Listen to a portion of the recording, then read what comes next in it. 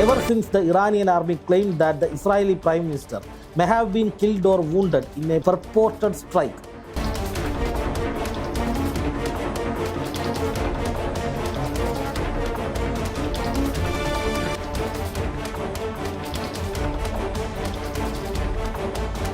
ഇസ്രായേലിന് നേരെ വലിയ തോതിലുള്ള ആക്രമണങ്ങളാണ് ഇപ്പോൾ ഇറാൻ്റെ ഭാഗത്തു നിന്നുണ്ടായിക്കൊണ്ടിരിക്കുന്നത്.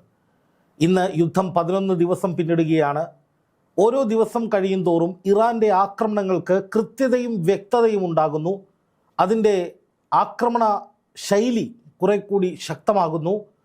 കൂടുതൽ തന്ത്രപ്രധാനമായ കേന്ദ്രങ്ങൾ തകർക്കാൻ ഇറാന് കഴിയുന്നു. ഒപ്പം അമേരിക്കയുടെ സൈനിക കേന്ദ്രങ്ങളിലും വ്യാപകമായ നാശനഷ്ടമുണ്ടാക്കി അമേരിക്കയുടെ വ്യോമ പ്രതിരോധ ശക്തിയുടെ ശേഷി കുറയ്ക്കാൻ ഇറാന് കൃത്യമായി കഴിയുന്നു. ഇത്തരത്തിൽ വളരെ കൃത്യതയോടുകൂടി ആഘാതം വർദ്ധിപ്പിക്കുന്ന വിധത്തിൽ തുടർച്ചയായ ആക്രമണങ്ങൾ നടത്താൻ ഇറാന് കഴിയുന്നതിന് പിന്നിൽ പ്രധാനമായും 2 കാര്യങ്ങളാണ് പറയപ്പെടുന്നത്. അതിലൊന്ന്, റഷ്യയും ചൈനയും ഇറാന് കൃത്യമായി വിവരങ്ങൾ, സാങ്കേതിക വിദ്യകൾ തുടങ്ങിയവ കൈമാറുന്നുണ്ട്. അതിൽ ഏറ്റവും പ്രധാനപ്പെട്ടത് ചൈനയുടെ ഒരു ഇൻ്റലിജൻസ് കപ്പൽ ഇപ്പോൾ ഒമാൻ ഗൾഫ് തീരത്ത് ഉണ്ട്. ആ കപ്പൽ എന്ന് പറയുന്നത് ഏതാണ്ട് 3500ഓളം ടൺ ഭാരമുള്ളൊരു വലിയ കപ്പലാണ്. ഈ കപ്പൽ ഒരേ സമയം 1500-ലധികം മിസൈലുകളുടെ വിവരങ്ങൾ, ആകാശത്തു കൂടി പോകുന്ന മിസൈലുകളുടെ വിവരങ്ങൾ, അതിൻ്റെ ദിശ, അത് എവിടെ നിന്നാണ് വന്നത്, ഏത് ഭാഗത്തേക്കാണ് പോകുന്നത് തുടങ്ങിയ സകല കാര്യങ്ങളും അത് ശേഖരിച്ചെടുക്കാൻ കഴിയും എന്നാണ് പറയുന്നത്. അപ്പോൾ ഏതെങ്കിലും തരത്തിൽ ഇറാനിലേക്ക് ഇസ്രായേലിൽ നിന്നോ അമേരിക്കയുടെ കേന്ദ്രങ്ങളിൽ നിന്നോ എവിടങ്ങളിൽ നിന്നൊക്കെ ഒരു ആക്രമണം ഉണ്ടായാലും അത് എവിടെ നിന്നാണ് വരുന്നത് എന്ന് സെൻസ് ചെയ്യാനും ആ ഭാഗങ്ങളിലേക്ക് ഇറാൻ ആക്രമണം നടത്താൻ ഉതകുന്ന വിധത്തിൽ കൃത്യമായ വിവരങ്ങൾ കൈമാറാനും ചൈനയ്ക്ക് കഴിയുന്നുണ്ട് എന്നാണ് പറയപ്പെടുന്ന ഒരു കാര്യം. ഇത് ഇറാൻ ഔദ്യോഗികമായി സ്ഥിരീകരിച്ച കാര്യമല്ല. പക്ഷേ ഈ യുദ്ധവിഷയങ്ങളിൽ നിർണായകമായ വിവരങ്ങൾ നൽകിക്കൊണ്ടിരിക്കുന്ന അന്താരാഷ്ട്ര മാധ്യമങ്ങൾ ഇപ്പോൾ പുറത്തുവിട്ടിട്ടുള്ള വളരെ പ്രധാനപ്പെട്ട ഒരു വിവരമാണ്. അതുപോലെ തന്നെ റഷ്യയുടെ സാറ്റലൈറ്റുകൾ, ഈ സാറ്റലൈറ്റുകൾ വളരെ കൃത്യമായി ഇമേജുകൾ ഓരോ തന്ത്രപ്രധാനമായ കേന്ദ്രങ്ങളും, അമേരിക്കൻ സൈനിക കേന്ദ്രത്തിൻ്റെയും അതുപോലെ തന്നെ ഇസ്രായേലിൻ്റെയും ഒക്കെ തന്ത്രപ്രധാനമായിട്ടുള്ള ചിത്രങ്ങൾ, വിവരങ്ങൾ, ലൊക്കേഷനുകൾ അടക്കം ഇറാന് കൈമാറുന്നുണ്ട് എന്ന വാർത്തകളും പുറത്തു വരുന്നുണ്ട്. എന്ന് മാത്രമല്ല, ഇറാന് ശക്തമായ പിന്തുണയുമായി ചൈനയും റഷ്യയും അന്താരാഷ്ട്ര തലത്തിൽ തന്നെ തങ്ങളുടെ നിലപാട് അറിയിച്ചു. റഷ്യ പറയുന്നത് എന്തു തന്നെ വന്നാലും ഞങ്ങൾ ഇറാനൊപ്പം തന്നെയാണ് എന്നാണ്. അപ്പോൾ അത്തരത്തിൽ ഇറാന് വലിയൊരു പിന്തുണ പശ്ചിമേഷ്യയിൽ ലഭിക്കുകയും ഗൾഫ് രാജ്യങ്ങൾ ഈ യുദ്ധം എത്രയും വേഗം അവസാനിപ്പിക്കണം എന്ന മട്ടിൽ കൃത്യമായി ഇടപെടലുകൾ നടത്താൻ പോകുന്നു എന്ന വാർത്തകൾ വരികയും ചെയ്യുമ്പോൾ തന്നെയാണ് ഇസ്രായേൽ പ്രധാനമന്ത്രി ബെഞ്ചമിൻ നെതന്യാഹുവിന് നേരെ ഒരു മിസൈൽ ആക്രമണം ഉണ്ടായി എന്ന സൂചനകൾ നൽകുന്ന വിധത്തിൽ, അതേസമയം തന്നെ അമേരിക്കയുടെ സൈനിക കേന്ദ്രങ്ങൾ തകർക്കുന്നതിനൊപ്പം ഇസ്രായേലിനുള്ളിലേക്ക് വലിയ വലിയ ആക്രമണങ്ങൾ ഇറാൻ നടത്തുന്നു.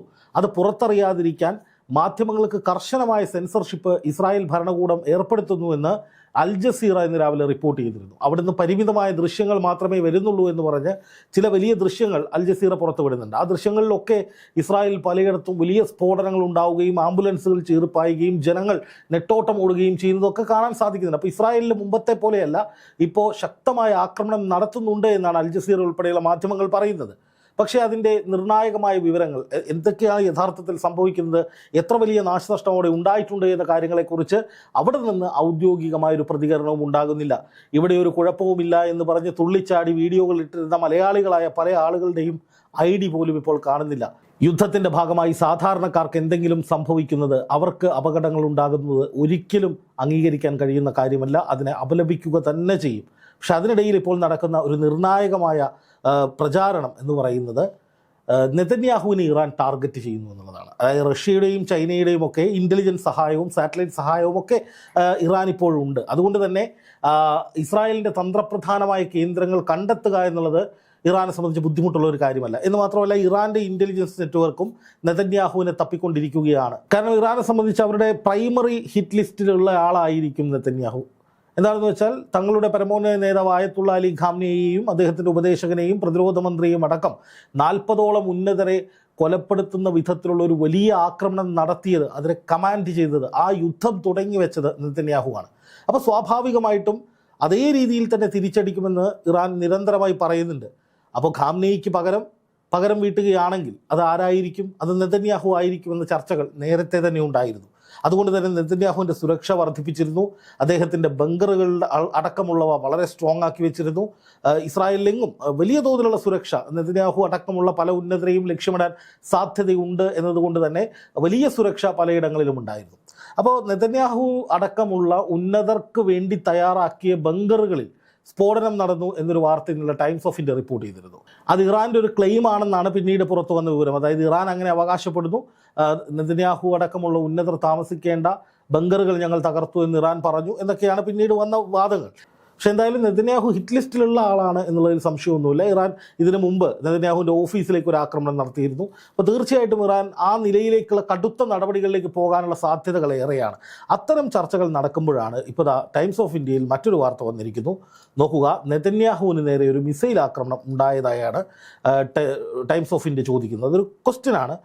Netanyahu hit by Iran missile, അതായത് ഇറാനിയൻ മിസൈലുകൾ നെതന്യാഹുവിന് നേരെ വന്നോ, നെതന്യാഹു ആ മിസൈൽ ആക്രമണത്തിന് ഇരയായോ എന്നാണ് ടൈംസ് ഓഫ് ഇന്ത്യ ചോദിക്കുന്നത്. Iranian media makes bomb shell claim about missing Israeli PM.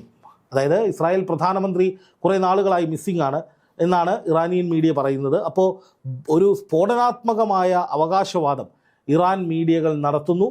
അതായത് ഇസ്രായേൽ പ്രധാനമന്ത്രിക്ക് മിസൈൽ ആക്രമണം ഏറ്റോ എന്നുള്ളതാണ് ഇതിലെ ചോദ്യം. ഇനി ആ വാർത്ത നോക്കാം. Was Benjamin Netanyahu hit in an Iranian missile and drone attack? Iran missile അറ്റാക്കിലും ഡ്രോൺ അറ്റാക്കിലും നെതന്യാഹുവിന് അത് ഏൽക്കേണ്ടി വന്നു. Ever since the Iranian army claim that the Israeli prime minister may have been killed or wounded in a purported strike. അതായത് ഒരു ശക്തമായ ആക്രമണത്തിൽ ഇസ്രായേൽ പ്രധാനമന്ത്രി ബെഞ്ചമിൻ നെതന്യാഹു കൊല്ലപ്പെടുകയോ അല്ലെങ്കിൽ ആക്രമിക്കപ്പെടുകയോ ചെയ്തിട്ടുണ്ടാകാമെന്നാണ് ഈ വാർത്തകൾ ക്ലെയിം ചെയ്യുന്നത് എന്നാണ് ടൈംസ് ഓഫ് ഇന്ത്യ പറയുന്നത്. Tehran's media has been relentlessly pushing theories related to the whereabouts of the Israeli leader. Iranian മീഡിയകൾ ഇത്തരത്തിൽ പല രീതിയിലുള്ള പ്രചാരണങ്ങൾ നടത്തിക്കൊണ്ടിരിക്കുന്നു. The Tasnim news agency linked to Iran Revolutionary Guard cited Netanyahu's recent absence from public appearances, heightened security around his residence and postponed diplomatic visits, fueling rumors about his safety. അതായത് ഇപ്പോൾ Tasneem news agency എന്ന് പറയുന്നത് ഇറാൻ്റെ IRGCയുടെ news agency പറയുന്നത് ഇദ്ദേഹം Netanyahu പൊതുപരിപാടികളിൽ ഇപ്പോൾ വരുന്നില്ല, അദ്ദേഹം അപ്രത്യക്ഷനായിരിക്കുകയാണ്. അതുപോലെ തന്നെ അദ്ദേഹത്തിൻ്റെ വീടിന് സുരക്ഷ ഏർപ്പെടുത്തിയിരിക്കുന്നു, ശക്തമാക്കിയിരിക്കുന്നു. അദ്ദേഹത്തിൻ്റെ ഡിപ്ലോമാറ്റിക് വിസിറ്റുകളൊക്കെ മാറ്റിവെച്ചിരിക്കുകയാണ്. അപ്പോൾ അതുകൊണ്ട് തന്നെ അദ്ദേഹത്തിന് എന്തെങ്കിലും അപകടം സംഭവിച്ചിട്ടുണ്ടാകാമെന്ന മട്ടിൽ ഇറാനി മീഡിയകൾ വ്യാപകമായി പ്രചാരണങ്ങൾ നടത്തുന്നു എന്ന് പറഞ്ഞുകൊണ്ടാണ് ഇപ്പോൾ ഇത്തരത്തിലൊരു വാർത്ത ടൈംസ് ഓഫ് ഇന്ത്യ പുറത്തുവിട്ടിരിക്കുന്നത്. അപ്പോൾ അതിൽ തന്നെ അവരുടെ തലക്കെട്ടിൽ തന്നെ അവർ പറയുന്നത് അങ്ങനെ ഒരു സംഭവം ഉണ്ടോ എന്ന ക്വസ്റ്റ്യനാണ് ചോദിക്കുന്നത്. അതായത് ഇറാനിയൻ മീഡിയ ചോദിക്കുന്ന ഒരു ചോദ്യം ടൈംസ് ഓഫ് ഇന്ത്യ ആവർത്തിക്കുന്നു. പക്ഷേ ആ വാർത്തയിൽ തന്നെ അവർ പറയുന്നുണ്ട് നെതന്യാഹുവിന് എന്തെങ്കിലും സംഭവിച്ചതായി വിവരമൊന്നുമില്ല. പക്ഷേ ഈ ക്ലെയിം, അതായത് ഇറാനിയൻ മീഡിയകളുടെ ഈ അവകാശവാദം ഇസ്രായേൽ തള്ളുന്നില്ല. അതിന് മറുപടി പറയുന്നില്ല. അത് തെറ്റാണെന്നും പറയുന്നില്ല, അങ്ങനെ ഒരു സംഭവം ഇല്ല എന്നും പറയുന്നില്ല, എന്നാൽ അത് ശരിയാണെന്നും പറയുന്നില്ല. അതിൽ നിശബ്ദത പാലിക്കുകയാണ് ഇസ്രായേൽ ഭരണകൂടം എന്ന് പറഞ്ഞിട്ടാണ് ഈ വീഡിയോ മുന്നോട്ട് പോകുന്നത്.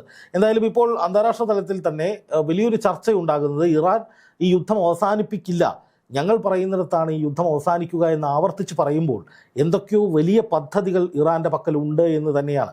പുതിയ ഭരണാധികാരി അധികാരമേൽക്കുന്നു, അതിനുശേഷം ശക്തമായ ആക്രമണം ഇസ്രായേലിലേക്ക് തുടരുന്നു.